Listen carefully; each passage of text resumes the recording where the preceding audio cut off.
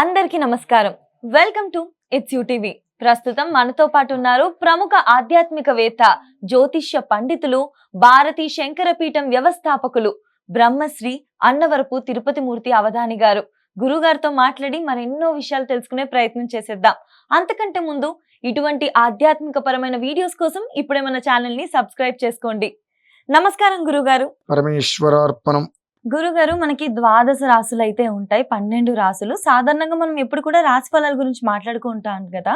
అలా కాకుండా ఈ రోజు అసలు 12 రాసుల వారికి కూడా ఒక్కొక్క రాశి వారు ఏ దేవత ఆరాధన చేస్తే బాగుంటుంది, ఏ గుడికి వెళ్తే బాగుంటుంది, అంతేకాకుండా ఏ వ్యాపార ఉద్యోగ రంగంలో ప్రవేశిస్తే బాగుంటుందో తెలుసుకుందామా? తప్పకుండా అమ్మ. గురుగారు, మరి ముందుగా మేష రాశి వారు ఏ ఉద్యోగం లేదా వ్యాపారం చేస్తే బాగుంటుంది? తప్పకుండా అమ్మ.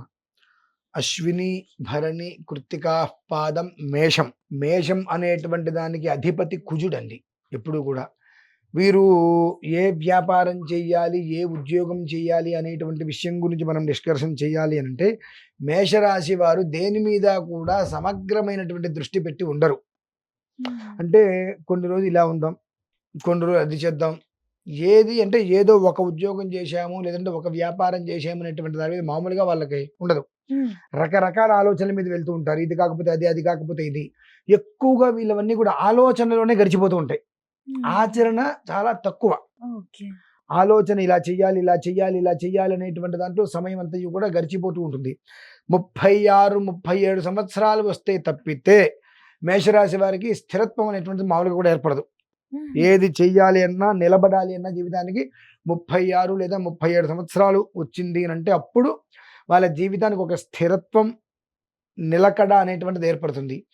ఈలోపు 4-5 రకాల ఉద్యోగాలు చేస్తారు, మానేస్తారు, వ్యాపారాలు మొదలు పెడతారు, వదిలేస్తారు. అదృష్టం ఏంటంటే ఒకటి ఏదైనా పోయింది, ఓకే, దానికి మనం ఏం చేస్తాం, పోయింది. ఆ పోయిన దాన్ని పట్టుకొని వెంటాడి వెంటాడి ఏడ్చేటువంటి తత్వాలు లేవు. ఇది పోయింది కాబట్టి దీన్ని ఎట్లా నేను సాధించాలి, ఇది పోయింది కదా, ఓకే, అది కాదు పోయింది. అలా వదిలేయటం వలన వీళ్ళకి ఇంకోటి ఏదో చేయాలనేటువంటి తాపత్రయంతో ఇంకోటి ఏదో ప్రయత్నం చేస్తారు తప్పితే ఈ కృంగిపోవడాలు అనేటువంటి వీళ్ళకి చాలా తక్కువ. బలహీనులైతే కాదు, కానీ వీళ్ళంత బలహీనులు ఎవరు ఉండరు. అదేంటి గురుగారు? ఎదుటి మనిషి మన దగ్గర వచ్చి అబద్ధం చెప్తాడు, నాకేదో ఒంట్లో బాగాలేదు, ఇబ్బంది వచ్చింది, కాస్త డబ్బు కావాలంటారు, మనం ఇస్తాం. ఆ డబ్బు తీసుకుని అవతల వ్యక్తి బారు షాపుకో ఇంకో దానికి తగలబెట్టేస్తాడు. అది ప్రత్యక్షంగా డైరెక్ట్గా చూసి కూడా మళ్ళీ రెండోసారి వచ్చి నాకు ఇంత కష్టం వచ్చినట్టు డబ్బులు ఇచ్చేస్తారు.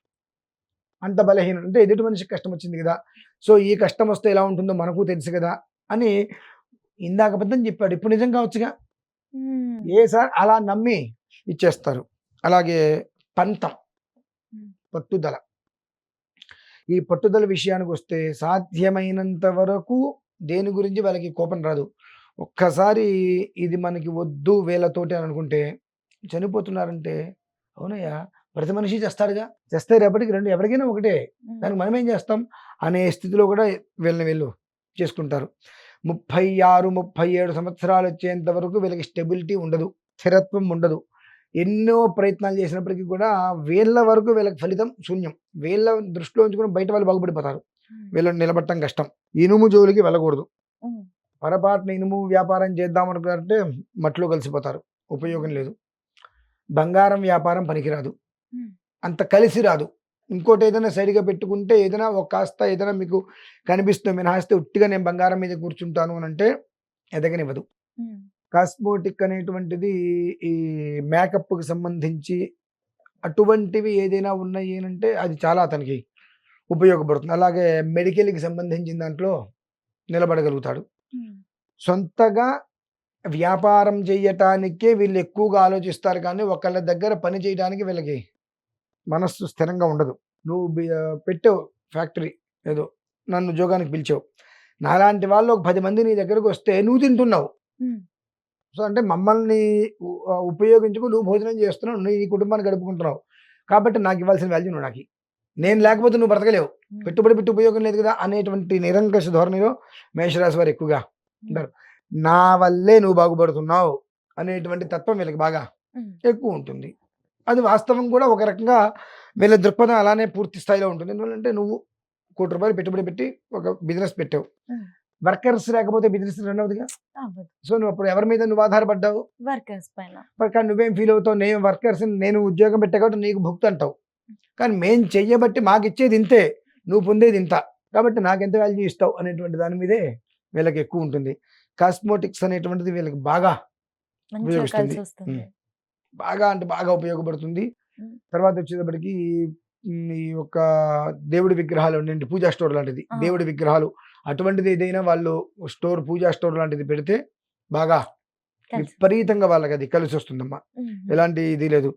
కానీ ఏ పరిస్థితుల్లో కూడా ఇనుము జోలికి వీళ్ళు వెళ్ళకపోవడం అనేటువంటిది వీళ్ళకి చాలా మంచిది. ఉమ్. ఎందువలనంటే జన్మతహాగా శుక్ర విధానం కనుక కోమలత్వంగా ఉండేటువంటివి, మృదువైనటువంటి ఏవైతే ఉంటాయో చూడటానికి కొన్ని కొన్ని మనకు గాజుతో తయారు చేసిన బొమ్మలు ఉంటాయి, చాలా సున్నితంగా ఉంటాయి, గవిక్కిరి కింద పడితే పగిలిపోతాయి, కానీ చూస్తే మాత్రం ఎంత అందంగా కనిపిస్తాయి. అలా చూడటానికి ఎంతో అందంగా ఆకర్షణీయంగా కనిపించేటువంటి వస్తువులు ఏదైతే ఉంటాయో అటువంటి వాటి మీద వీళ్ళు బిజినెస్ పేరు చేస్తే నిలబడతారు. ఉమ్. అంతేగాని ఏది పడితే ఏదో ఒకటి చేస్తాను అని అంటే అది up and down, up and down, up and down, స్థిరంగా మాత్రం వెళ్ళే అవకాశాలు చాలా తక్కువ. కాబట్టి మేషరాశి వారు సాధ్యమైనంత వరకు 36, 37 సంవత్సరాలు వచ్చేంత వరకు కూడా ఉద్యోగాలు మారుతూనే ఉంటారు, వ్యాపారాలు వదిలేసి ఇది కాదు అదైనటువంటి స్థిరం మారుతూనే ఉంటారు. 36, 37 తర్వాత నుంచి అసలు మేమేంటి, మా పరిస్థితి ఏంటి, మా దృక్పథం ఏంటి అనేటువంటి విషయం వాళ్ళకి అర్థమయ్యి అప్పుడు నిలబడతారు. ఒక 10, 11 సంవత్సరాల్లో ఒక 3 తరాలకి సరిపడా బా. సంపాదించేస్తారండి. ఆ ఉమ్. స్థితి అయితే భగవంతుడు వాళ్ళకి బాగా ఇచ్చాడు. కాబట్టి ఇటువంటివి చాలా ఎంతో అందంగా ఉండి ఆకర్షణీయంగా ఉండేటువంటి వస్తువులు, శోభన ద్రవ్యాలు అంటారు. ఈ యొక్క బొట్టు బిళ్ళలు కావచ్చు, మేకప్ ఇవన్నీ ఉమ్. అటువంటివి, అలాగే పానీయం, కూల్ డ్రింక్స్ లాంటివి, ఉమ్. ఇటువంటివి ఏదైనా ఉంటే గాజుకి సంబంధించి గాజు బొమ్మలు ఉంటాయి, ఇటువంటి వాటిలో వాళ్ళకి బాగా కలిసి వస్తుంది. రాణిస్తారండి. వీళ్ళకి 36 సంవత్సరాలు వచ్చేదాకా కూడా స్థిరత్వం ఉండదు అని అన్నారు కదా. అవును. అట్లాంటప్పుడు ఖచ్చితంగా వాళ్ళకి సమస్యలు అయితే ఎదురవుతా ఉంటాయి ఉమ్. మారుతున్నప్పుడల్లా. మరి వీళ్ళు ఎటువంటి దేవత ఆరాధన చేస్తే బాగుంటుంది? వీళ్ళు ఈశ్వరుణ్ణి పట్టుకున్నంత కాలము బాగుంటుందండి. ఉమ్. స్వతహాగా మేషరాశి వారు ఎక్కువగా అమ్మవారిని కొలుస్తూ ఉంటారు. ఉమ్. అమ్మవారిని కొలవటం వలన వాళ్ళకి ప్రతిదానికి ఆవేశం తప్పితే ఆలోచన ఉండదు. ఉమ్. ఏదన్నా ఒక మాట అన్నారు, తక్కువని తాటాకు మీద మంటలాగా షార్ట్ టెంపర్ అంటారు. ఉమ్. 3 సెకండ్లో వచ్చేస్తుంది కోపం. దానివల్ల కొన్ని కొన్ని అనర్థాలు కూడా వస్తూ ఉంటాయి. కాబట్టి ఈశ్వరారాధన వీళ్ళు ఎంత చేస్తే అంత ప్రశాంతతగా ఉంటూ జీవితాన్ని చాలా బ్యాలెన్స్డ్గా నదీ ప్రవాహం వల్లే ముందుకు తీసుకెళ్ళగలుగుతారు. ఎంత ప్రయత్నం చేసినా 40 సంవత్సరాలు వచ్చే వరకు వీళ్ళకి కోపం తగ్గదు. అమ్మా. ఉమ్. ఎంత ప్రయత్నం చేసినా దగ్గరగా 39, 40 రావాల్సిందే.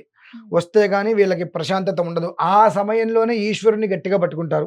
అప్పటి వరకు అమ్మవారు అట్లా అమ్మవారి గురించి ఆరాధన చేసుకుని రకరకాలుగా ఉంటూ మహోగ్రంతో ప్రతి చిన్నదాన్ని కూడా 10 రకాల భూతద్దాలతో చూసి, ఉమ్. నన్ను అంటావా, కళ్ళలోకి చూసి మాట్లాడుతావు, నా కళ్ళలోకి చూసి మాట్లాడతావు, నువ్వెంతటి వాడి అంటే ఈగో అనేటువంటి పదానికి పూర్తిగా సరిపడేటువంటి వ్యక్తులు ఎవరైనా ఉన్నారంటే ఫస్ట్ మేషరాశి వారే ఉమ్. అందులో. కాబట్టి 40 సంవత్సరాలు, 39, 40 వచ్చే వరకు కోపం తగ్గదు. అయితే కొన్ని లగ్నాలు ఉంటాయి. ఆ లగ్నాన్ని అనుసరించి కూడా శాంత స్వభావాలు కావచ్చు, ద్విస్వభావములు కావచ్చు, ఆ లగ్నాన్ని అనుసరించి కొన్ని ఉంటాయి. ఉమ్. రాశి ప్రకారంగా ఉండేటువంటి స్థితిలో భరణి, రిపీట్, అశ్విని, భరణి, కృత్తిక, పాదం, మేషం, ఈ ఒక 8, ఇదొకటి అదొకటి 9. అశ్విని 4, భరణి 4, కృత్తిక 1. ఈ 9 పాదాల్లో జన్మించినటువంటి వారు, మేషరాశిలో ఉన్నవారు ప్రతి ఒక్కరూ కూడా ఖచ్చితంగా ఇంచుమించుగా 39 సంవత్సరాలు దాటే వరకు కూడా కోపం తగ్గదు. అన్నీ కూడా తొందరపాటు నిర్ణయాలు, ఉమ్. నేను ఇంతే చేస్తా, ఇలానే ఉంటాయి, కయ్యాన కాలు దువ్వటమే. 36, 37కి స్థిరత్వం ప్రారంభమైనప్పటికీ కూడా 39 తర్వాత ఆ కోపం తగ్గిన తర్వాత అది భూమిలోకి పాతుకుంటుంది. అప్పుడు అలా నిలబడతారండి. మరి వీళ్ళు ఏ గుడికి వెళ్ళొస్తే బాగా కలిసి ఇప్పుడు వస్తుంది గురుగారు? ఈశ్వరారాధన అంటే ఈశ్వరాలయానికి వెళ్ళటమే. 2 ఆంజనేయ స్వామి వారు, ఆంజనేయ స్వామి వారు. ఈ 2 చాలా వాళ్ళకి విశేషం. ఉమ్. ఆరాధించిన అంటే ఈశ్వరుడు ఆంజనేయ స్వామి వారు ఒకటే. ఈశ్వరుడి 11వ అవతారం ఆంజనేయ స్వామి వారు ఉమ్. కనుక ఆ ఇద్దరిని ఎక్కువ, ఎందువల్లంటే ఈశ్వరుని ఎక్కువగా ఆరాధించడం వలన శాంతం అనేటువంటిది ఏర్పడుతుంది. ఉమ్. హనుమంతుణ్ణి ఆరాధించడం వలన జ్ఞానం ఏర్పడుతుంది. ఉమ్. ఏది మంచి, ఏది చెడు, ఎవరిని మనం నమ్మచ్చు, ఎవరిని బిలీవ్ చేయొచ్చు, ఎవరిని పక్కన పెట్టాలి, ఎవరితో అనేటువంటి తెలిసి తెలుస్తుంది. నిలబడిపోతారు. చక్కగా చెప్పారు గురుగారు. మేషరాశి వారు మీరు చెప్పిన జాగ్రత్తల్ని చక్కగా పాటించుకొని, ఆ దేవత ఆరాధన, శివారాధన ఏదైతే చెప్పారో అది కూడా చేసుకుంటూ, ముఖ్యంగా ఇనుము వ్యాపారంలోకి వెళ్ళకుండా మీరు చెప్పిన వ్యాపారం లేదా ఉద్యోగ రంగాల్లో ప్రవేశించడానికి ప్రయత్నిస్తే అంతా బావుంటుంది. ధన్యవాదాలు గురుగారు. పరమేశ్వరార్పణం.